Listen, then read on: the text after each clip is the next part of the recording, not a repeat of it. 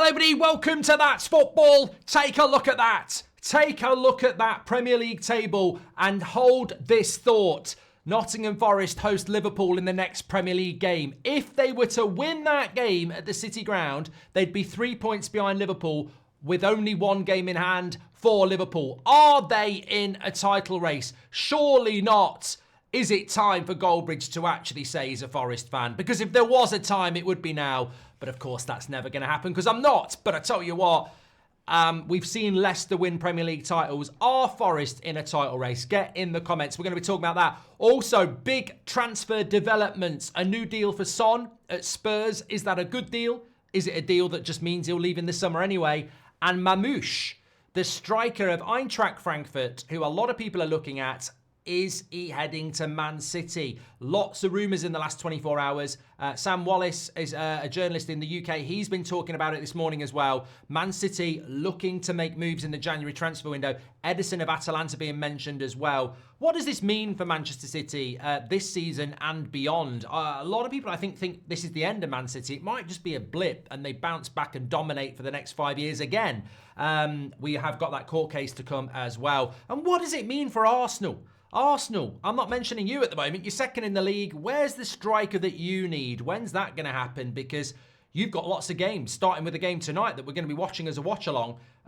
This Arsenal squad is looking threadbare. Their season could implode over the next few weeks. What are they going to do about transfers? So lots to get into. But look, first of all, not going to get into this too deep because I did say at the start of December that Forest were going to drop down the league like a turd down the toilet and they'd be mid-table. They're third, they're joint second.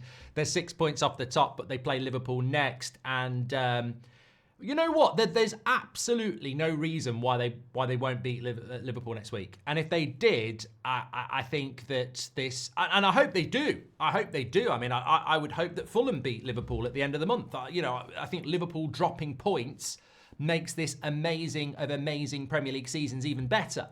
But I think that, seriously, that game, which we'll definitely be doing as a watch-along, is incredible. I mean, if somebody'd said at the start of August that in the middle of January, we would see Liverpool going to Forest in a title race game, you'd have said, what are you drinking?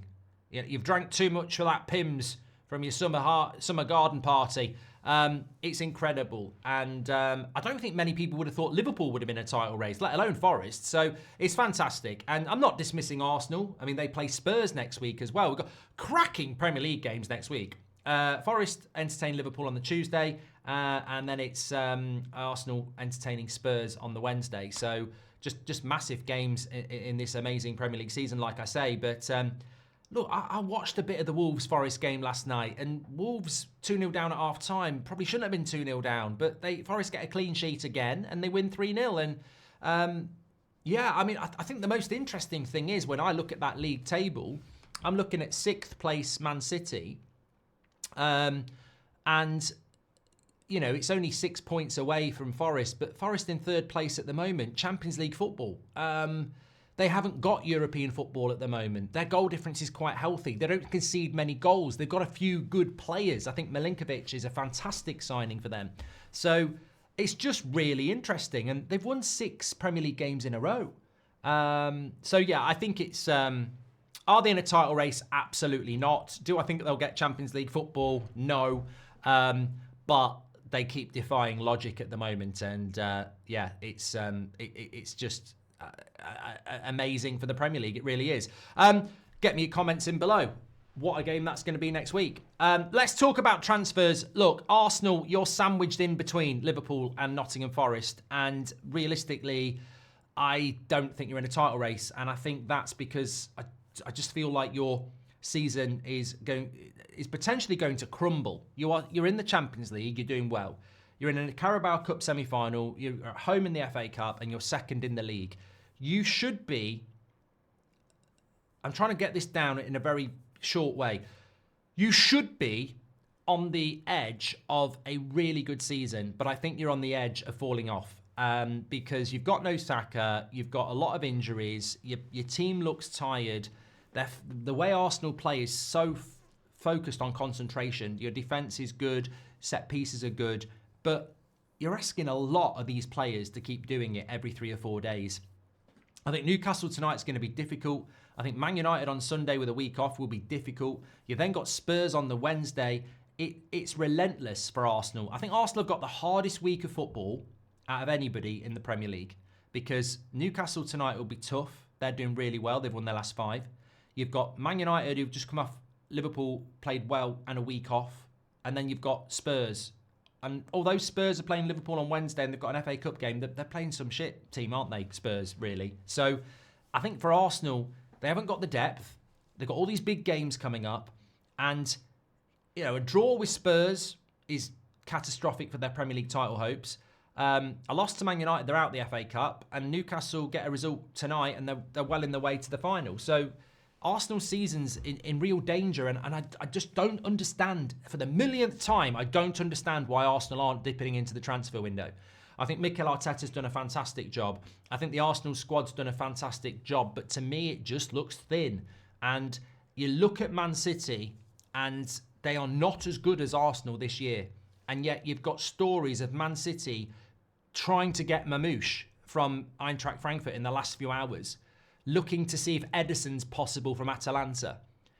Man City are shit this season. And they're looking to go in the transfer window in January and get good players. Arsenal are on the edge of a really good season, but I think everybody can see it could go wrong really quickly because they haven't got enough players. And where's the activity in the transfer window? And I've said this about Arsenal a few times. They've done brilliant, but I think they're punching above their weight. I don't think they've got the capability to actually compete with the big teams, because if they did, why would you not move right now and go and get a player in?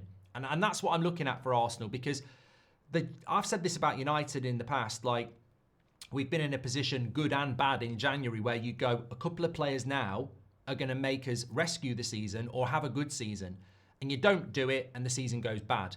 And I'm looking at Arsenal now, and I'm sure Arsenal fans are the same, and you're like, your season's not bad. You're not having a bad season. But if you don't do anything in January and it all falls off, you'll look at now, it's so bloody obvious, get a couple of players in. And certainly, where's the bloody striker? And there is a striker market out there. Moani, Vlahovic, Marmoush. You know, there are strikers that you can go for in January. And I don't know why Arsenal don't do it. I really don't. Son has signed a new deal at Spurs as well. What are your thoughts on this? His contract was up in the summer, but Spurs had the option to extend it by a year, a +1. They've done that. What does that do? What does that do? I mean, Man United have just done it with Harry Maguire. But Harry Maguire, you know, there's two ways of looking at that. He's playing at the moment. You don't want to give him a new contract because he'll be 33 at the end of next season. So you just extend it for another year, and then he probably goes at the end of that. Son is Spurs' best player. You're extending it for 1 year.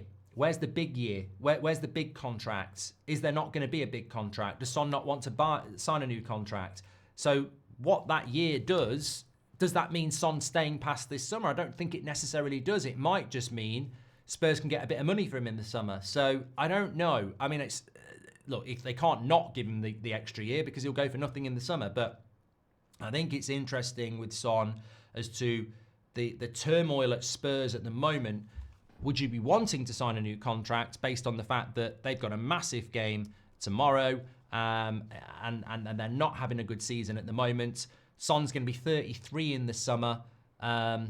What are we thinking about Son? But yeah, he has signed that new deal. Lots for you to get your teeth into there. Make sure you smash a like and subscribe. Are Forest in a title race?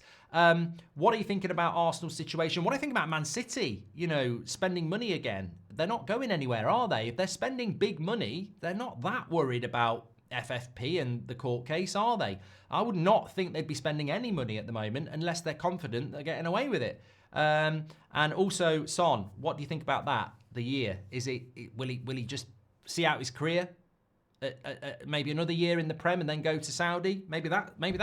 What are your thoughts? Get your comments in, smash a like and subscribe, and don't forget we're live tonight for Arsenal against Newcastle in the Carabao Cup. Both games watch-alongs over the next 2 nights. Speak to you in a bit. Get your comments in below.